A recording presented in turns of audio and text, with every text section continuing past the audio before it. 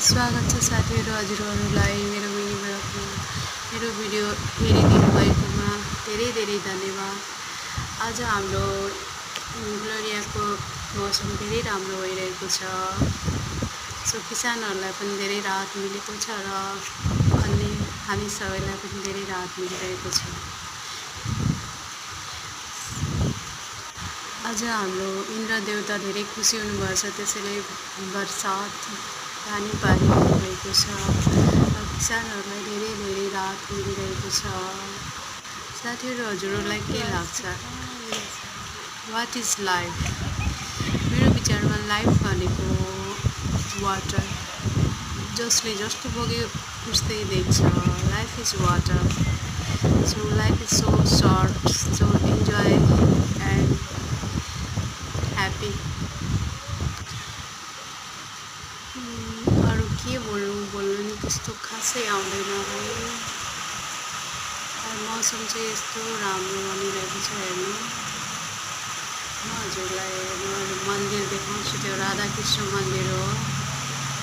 यहाँको धेरै राम्रो छ। त्यो 5-6 तला छ। त्यो मैले यहाँ फुल लगाएको राम्रो छ।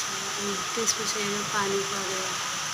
त्यो चरालाई पानी राखिदिएको, त्यो घाम लागेको बेला पानी आएर खान्छ परेवाहरू। साँझको पानी पऱ्यो, सबैलाई घर जान हतार छ। सबै भिज्दै जानु भइरहेको छ। कस्तो लाग्यो हाम्रो ठाउँ?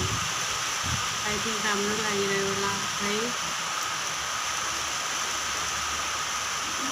बारिस मतलब पानी परेको सिजन धेरै राम्रो लाग्छ मलाई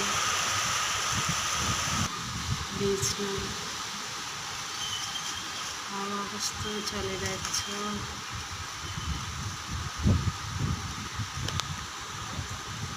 वन्डरफुल वेदर। यो फुल कस्तो धेरै जोडले हल्लेको है। फुल कस्तो राम्रो देखेको हल्ले।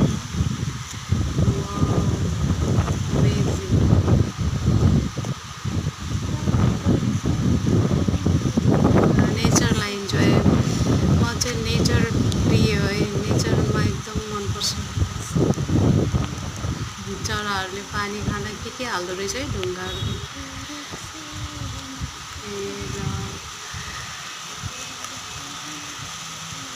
रुखहरू पनि हाँसिरहेछ। पानी पऱ्यो भनेर हाँस्दै गाना गाएको जस्तो छ। छम छम छम। By by.